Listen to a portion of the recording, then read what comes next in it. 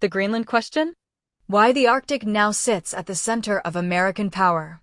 A frozen island with global consequences. Most Americans still imagine Greenland as a distant wasteland of ice and polar bears. That picture is outdated. Greenland now stands at the center of the most serious strategic contest on Earth. Whoever holds Greenland controls the northern hemisphere. The island sits directly on the shortest missile path between the United States, Russia, and China. That fact alone turns a remote Arctic landmass into a priceless military asset. The United States understands this reality. So do Russia and China. The contest for Greenland has already begun, even if most citizens have not noticed. Beneath the quiet surface of the Arctic, great powers are maneuvering for position. The strategic geography that cannot be ignored. Greenland occupies the critical midpoint between North America and Europe. Any long-range missile launched from Russia toward the United States would pass over or near Greenland. Any American missile defense system designed to stop such an attack must rely on Greenland for early warning and interception. This is not a theory. It is hard geography. The island functions as a natural shield for the American continent. Lose Greenland, and that shield disappears. Russian and Chinese vessels are already active around the island. According to White House warnings, both nations have increased naval and research activity in the region. Russia has reactivated Cold War-era bases across the Arctic. China has announced plans for what it calls a Polar Silk Road, a new network of shipping lanes and infrastructure designed to bypass American defenses. The threat is not imaginary. Russian nuclear-capable bombers regularly fly near Greenland to test American radar systems. Russian submarines operate beneath the Arctic ice, mapping undersea communication cables that connect North America and Europe. Those cables carry the lifeblood of the modern world.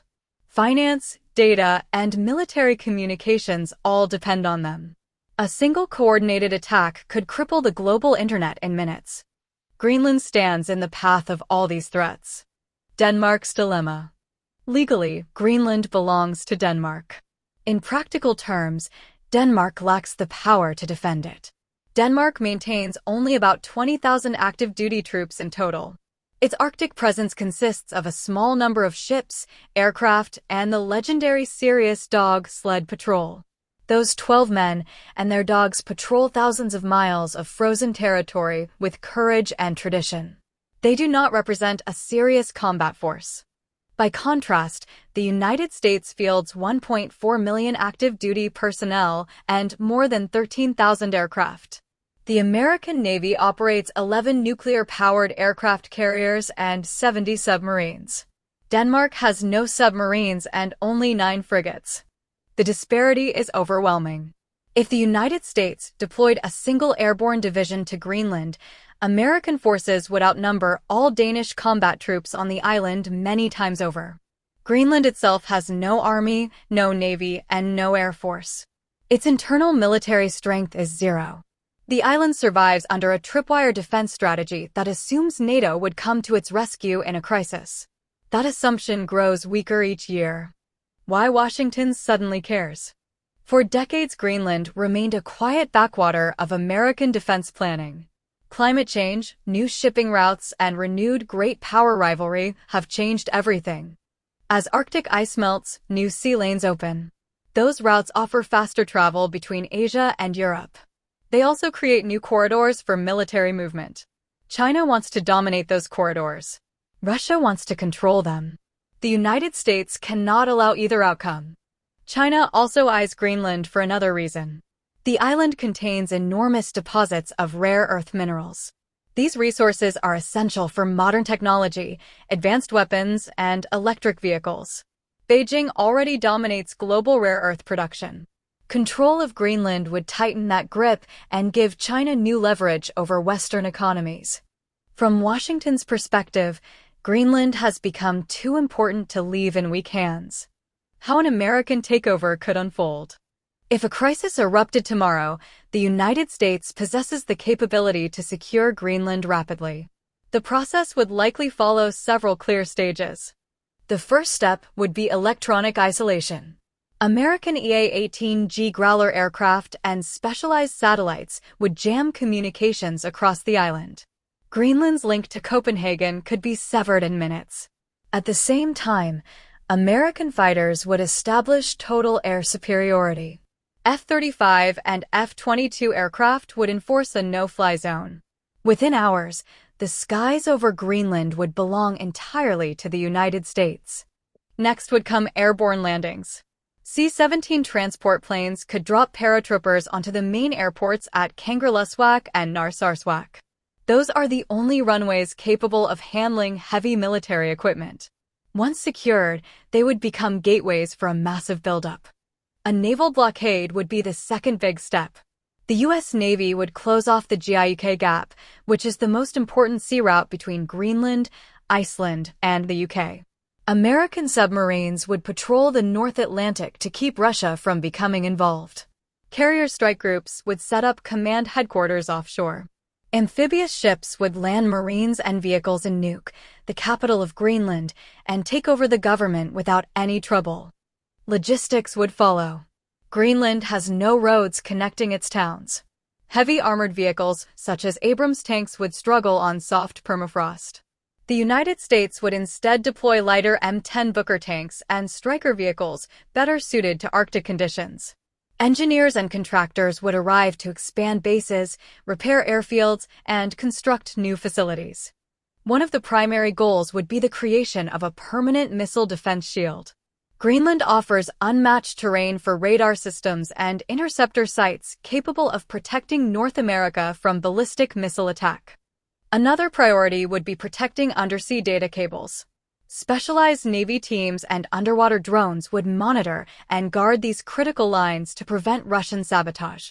Within days, an American presence that began with a few hundred personnel could swell to more than 10,000 troops. Dozens of Cold War-era bases could be reactivated.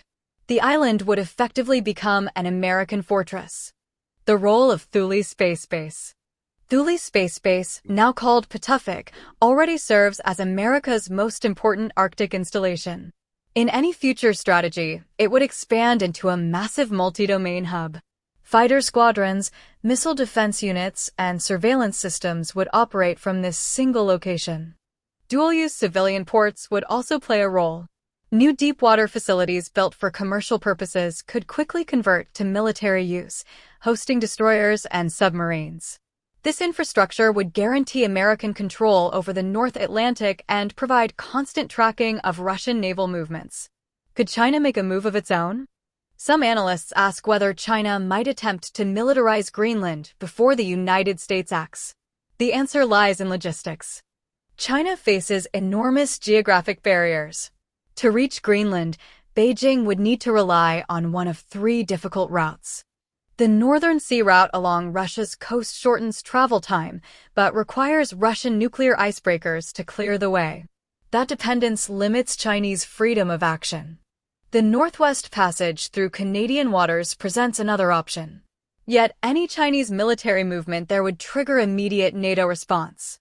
The transpolar route straight across the North Pole offers the shortest distance. It also remains the most dangerous and least predictable path, navigable only by advanced nuclear-powered ships. China understands these obstacles. Its current strategy focuses on dual-use investments. Ports, research stations, and mining projects create a civilian foothold that could later support military presence. Beijing begins with shovels and contracts rather than warships.